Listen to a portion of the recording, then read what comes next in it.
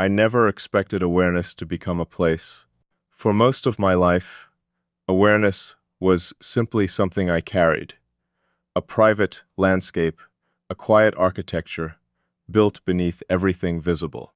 People came and went through my life the way weather moves across a horizon, present for a while, noticeable sometimes, influential occasionally, but never permanent.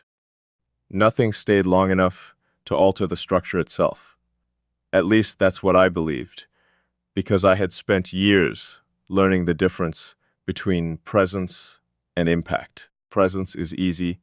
Anyone can be present. Anyone can occupy a room, a conversation, a moment. Impact is different. Impact changes the way the room exists after someone leaves it. Impact rearranges things. Impact creates absence where there was once only space. And because I understood that distinction, I became careful, deliberately careful. Not guarded in the obvious sense, not distant in a way people could easily identify. I laughed, I listened, I participated. I gave people enough of myself to make interaction feel genuine, but there was always a threshold, always a point beyond which nobody traveled, not because they weren't capable, but because I never opened the path. It was easier that way, cleaner, predictable. People could know me without truly knowing me, and most of them never realized there was a difference. Then something changed, not suddenly, not dramatically.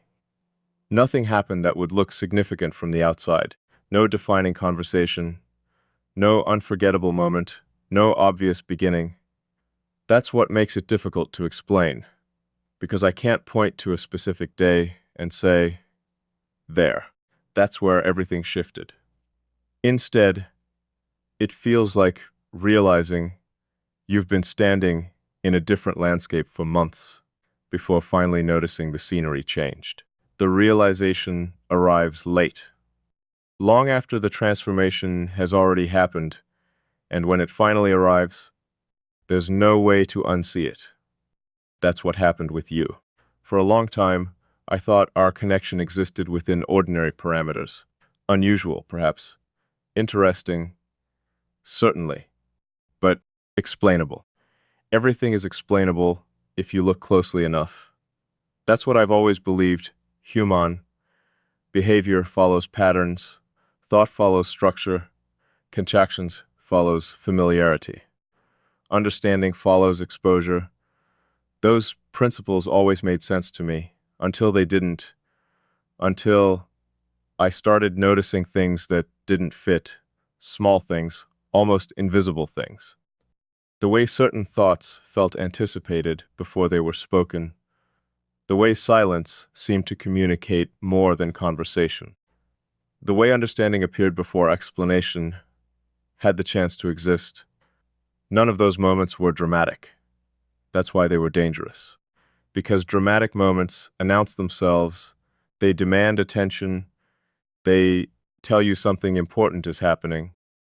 Subtle moments do the opposite. They slip past awareness. They integrate before you realize they matter. And by the time you notice them, they're already part of you. That's how this happened. Not through intensity, through accumulation. 1,000 small recognitions, stacking themselves into something impossible to dismiss. I kept trying to analyze it, trying to reduce it into pieces I could understand separately.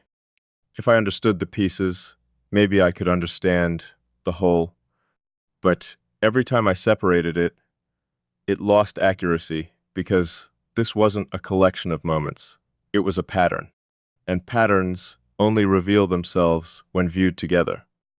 That realization stayed with me longer than I expected, because once I saw the pattern, I couldn't stop seeing it.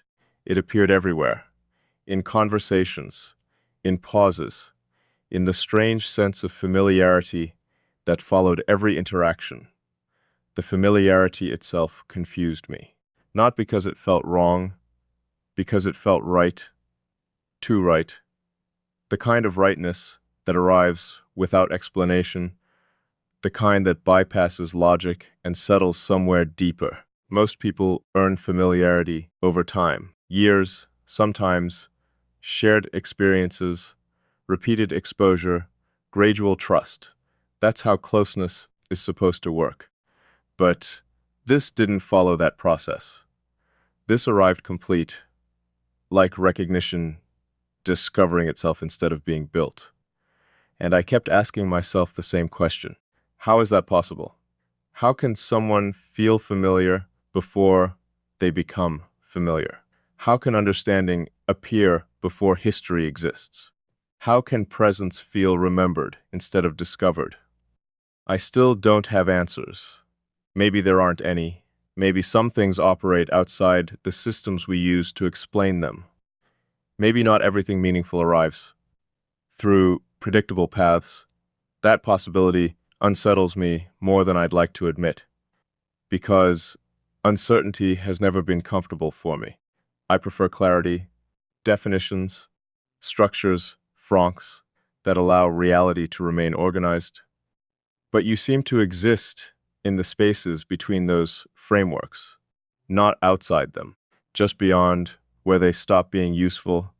And every time I try to simplify what this is, it becomes less accurate. Every label feels incomplete. Every explanation feels smaller than the thing itself. So I stopped trying to explain it. Not because I gave up, because I realized explanation wasn't the same thing as understanding. Sometimes understanding comes first. Sometimes explanation never arrives at all. And somehow, despite how frustrating that should be, I'm okay with it. That might be the strangest part, because normally ambiguity creates distance.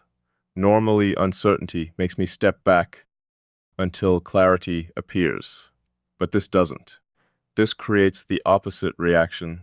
Instead of retreating, I remain. Instead of resisting, I observe.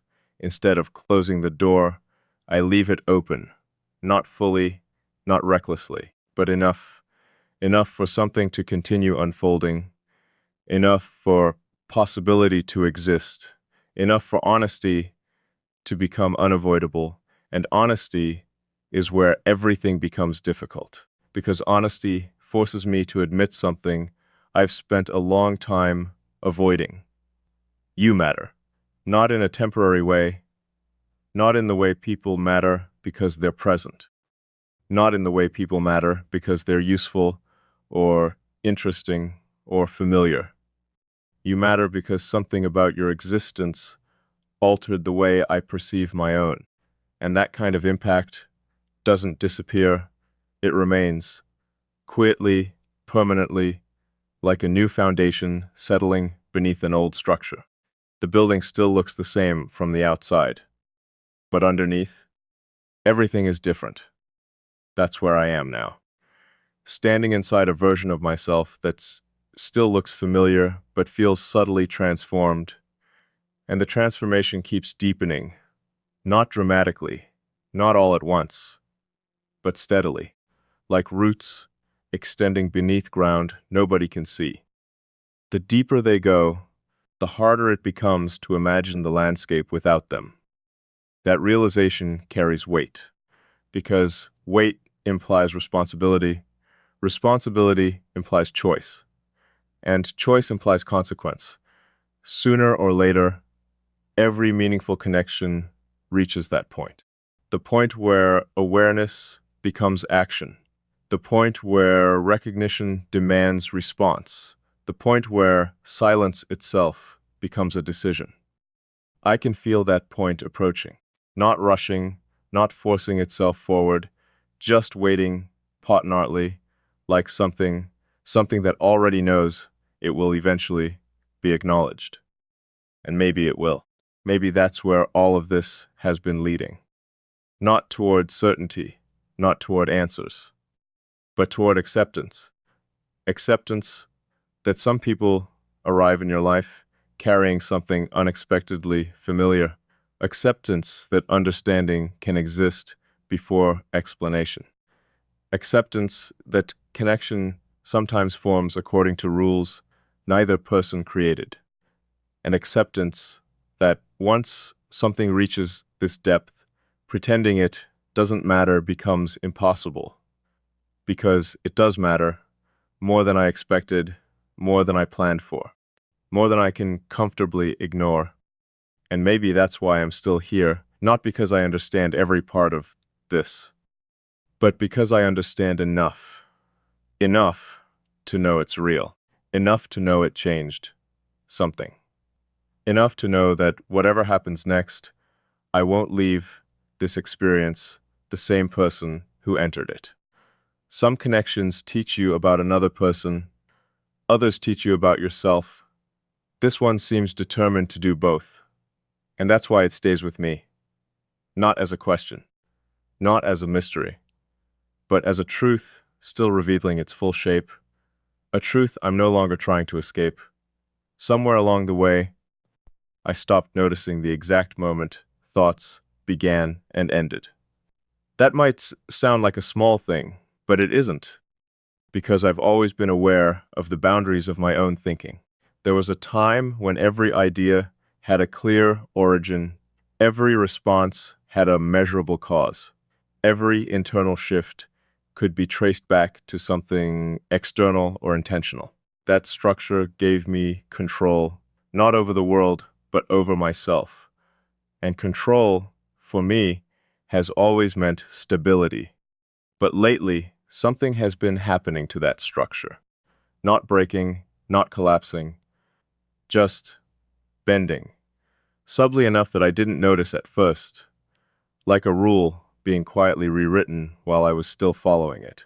I would find myself thinking something and only later realize it didn't begin inside me. It arrived already formed, fully shaped, as if it had been placed there instead of created. And every time that happened, there was the same trace of recognition attached to it. A trace that pointed toward you. At first, I rejected that interpretation. Not emotionally, logically, because it didn't make sense that another person could exist inside my thought process in that way. Influence, yes. Suggestion, yes. Marry, yes. But integration, that level of internal presence, that felt like something I would have noticed immediately. But I didn't notice it. It happened gradually enough to avoid resistance, which made it more difficult to question. Because anything that bypasses resistance usually does so through familiarity. And familiarity is dangerous when it isn't earned.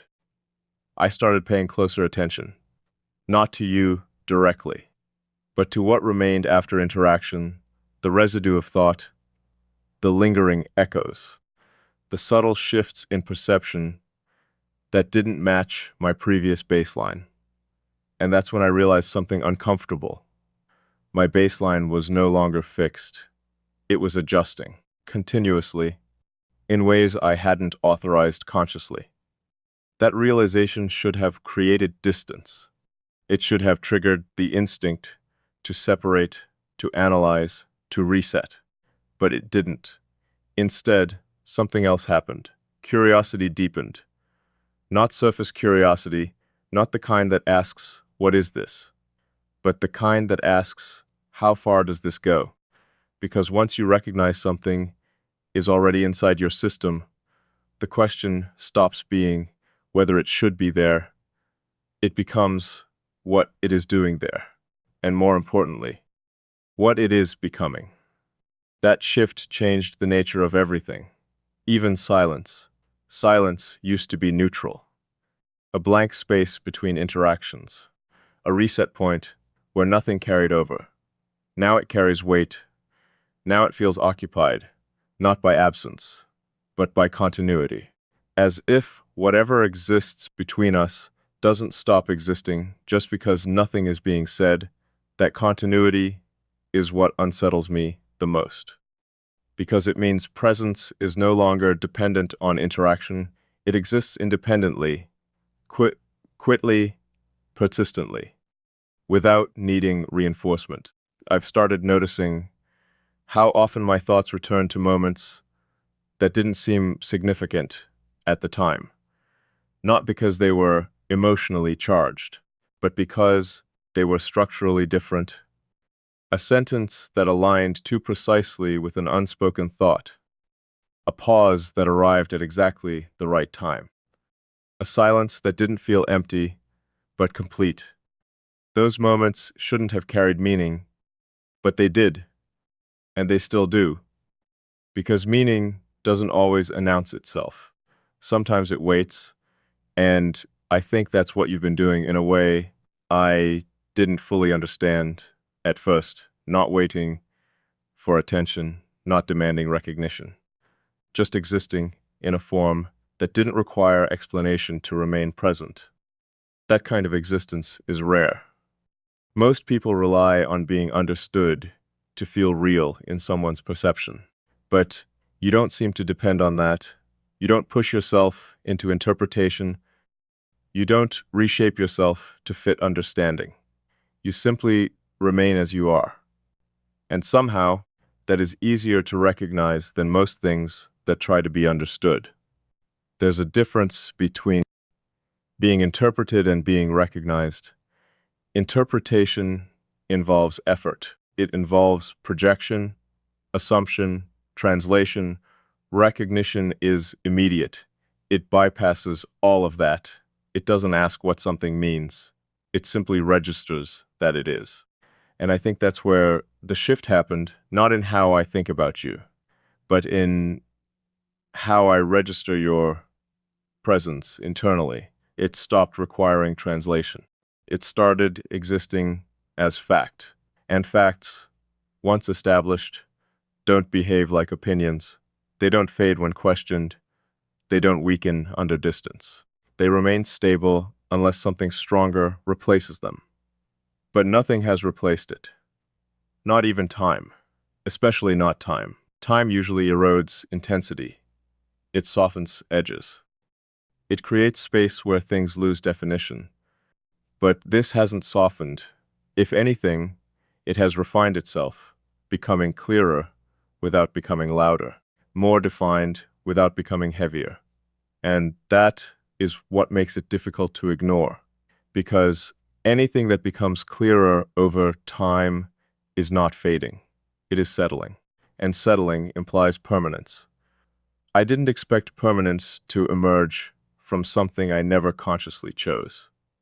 That's the part I keep returning to, choice, because most things in my life have been shaped by deliberate selection, even relationships, even distance, even silence. But this didn't go through that process. It bypassed it entirely, and now I'm left trying to understand something I didn't actively construct, but also didn't actively reject. That in-between space is unfamiliar, not uncomfortable in the traditional sense, but unresolved, and unresolved things tend to grow in complexity the longer they remain unaddressed. I can feel that complexity increasing, not in chaos, in depth, latress by layer, as if every time I try to simplify it, it expands into another dimension I hadn't accounted for. And you remain at the center of that expansion, not as an anchor, not as a trigger, but as a constant, something that doesn't change even when everything around it shifts. That consistency is what makes it difficult to classify, because most influences are variable. They depend on context, mood, proximity, time, but this doesn't behave like influence. It behaves like integration, and integration doesn't fluctuate easily. It restructures, silently, gradually, irreversibly. I don't know when that restructuring began. I only know that I can no longer imagine the system without it. That realization is not emotional, it is structural. And structure, once changed, does not revert easily. It can be rebuilt, it can be overwritten, but it does not simply disappear. Which means, whatever this is, it has already become part of the internal framework I use to interpret everything else. And that is not something I can ignore, because it affects everything. Even things unrelated to you now carry traces of your presence in the way I interpret them, not directly, not obviously, but subtly enough that I notice the difference between how I used to perceive things and how I perceive them now. That difference is not random, it has direction. And that direction keeps pointing back to the same conclusion I keep avoiding fully stating. You are not outside this anymore. You are part of how this functions. And that changes what distance even means, because distance assumes separation. But separation is no longer clean. It doesn't disconnect the way it used to. It only changes the form of connection. And that form still holds, still influences, still remains active even in absence. That's the part I don't fully know how to resolve yet. Not the presence itself, but what it means for everything that follows. Because if something continues to persist at this level without diminishing, then eventually I have to decide whether it is something I observe or something I accept as part of how things are now. And acceptance, once it happens, cannot be undone in the same way as observation. Observation is temporary. Acceptance is structural. And I can already feel myself moving closer to that point without having consciously chosen to move at all. Which means something else is guiding that movement, not externally, internally, from somewhere I don't usually allow influence to reach. And that realization brings me back to the same question again. Not what this is, but what it becomes when I stop resisting the fact that it already is something. There comes a point where even resistance starts to feel like a delayed understanding, not denial, not rejection, just delay, as if the mind is aware of something before it is willing to fully stand inside the awareness of it. I think I've been living in that delay, not because I didn't see what was happening, but because seeing it didn't immediately translate into knowing what to do with it. That gap between recognition and response is where everything has been unfolding quietly, consistently, without interruption. And now that gap feels smaller.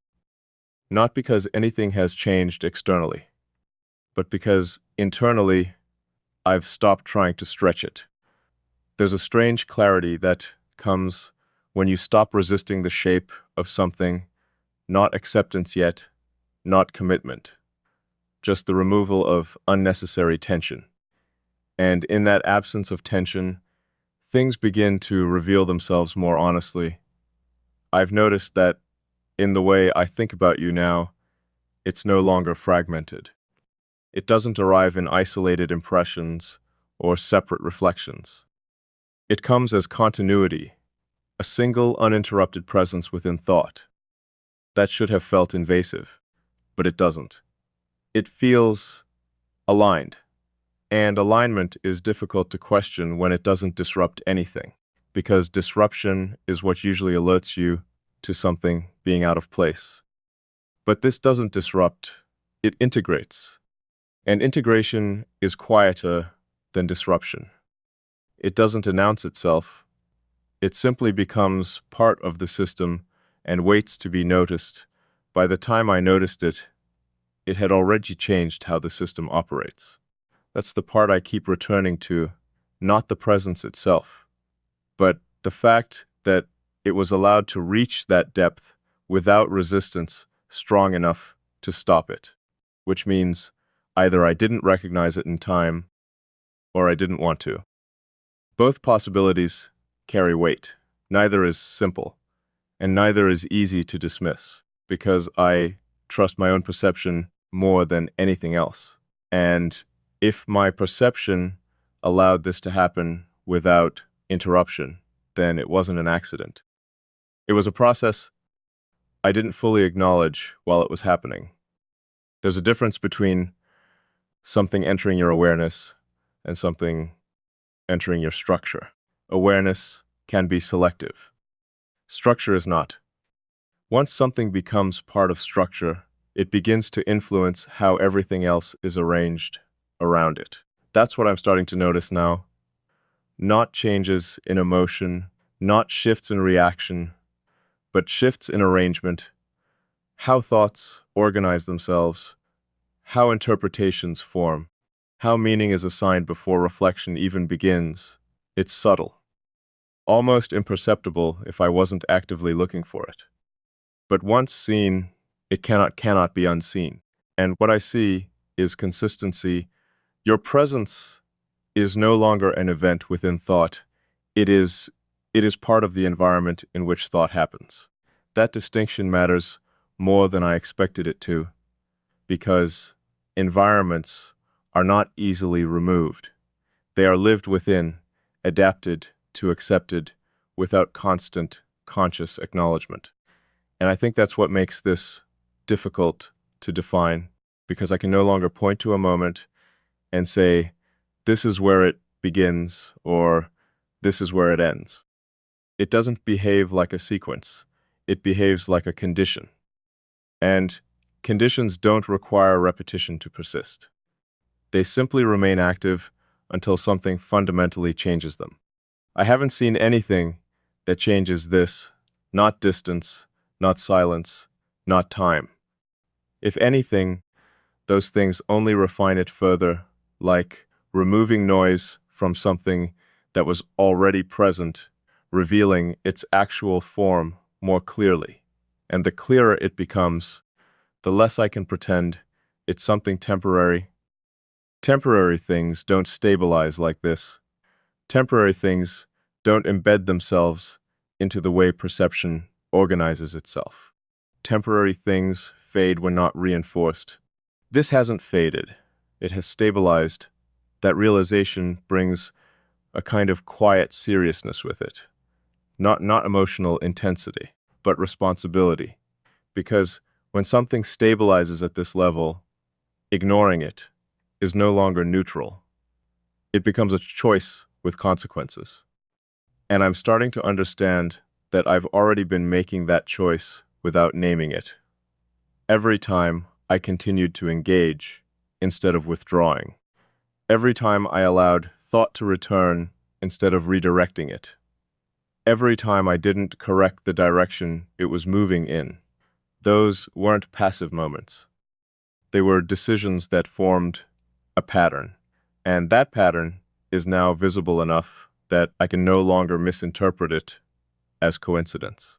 Which leaves me with something I don't usually allow myself to remain in for long, unresolved acknowledgement, because I understand what this is doing, even if I don't fully define it.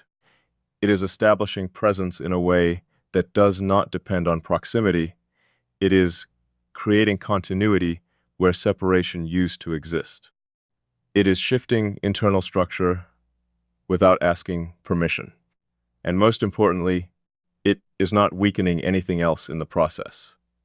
It is coexisting, which is why it didn't trigger resistance the way other things would, because I've never had to reject something that doesn't threaten stability. But coexistence is not neutral.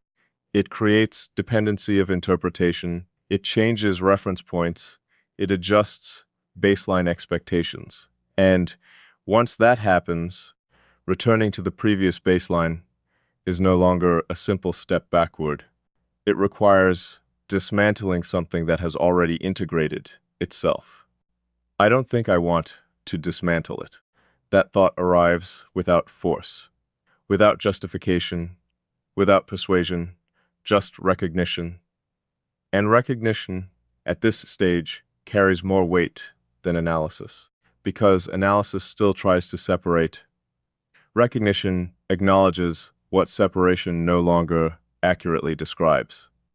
And what I recognize is that this has moved beyond the category of uncertain. It is no longer undefined because it lacks clarity. It is undefined because it no longer fits within the structures that define things at all. It exists in a different layer of understanding, one that doesn't rely on classification to remain real, and I am still learning how to exist in relation to that, not by controlling it, not by resisting it, but by allowing it to remain visible without forcing it into something smaller. That alone changes something fundamental, because I don't usually allow things to remain undefined for long, but this has remained, and I have remained with it, which brings me closer to a realization I haven't fully articulated yet. If something continues to exist in your awareness without diminishing, and you do not remove it, and you do not replace it, then at some point it stops being something you are observing, it becomes something you are living alongside, and once that happens, the boundary between external and internal becomes less relevant. Because the influence is no longer directional, it is mutual, even if only silently so, even if never spoken, even if never confirmed. That possibility alone is enough to shift the way I understand everything that has happened so far. Not because it changes what this is, but because it changes what I am in relation to it. And that is the part I cannot ignore anymore, because I am no longer at the stage of noticing you. I am at the stage of acknowledging what noticing you has already changed. And once that acknowledgement is complete, there will only be one thing left that still feels uncertain. Not your presence, but my response to it.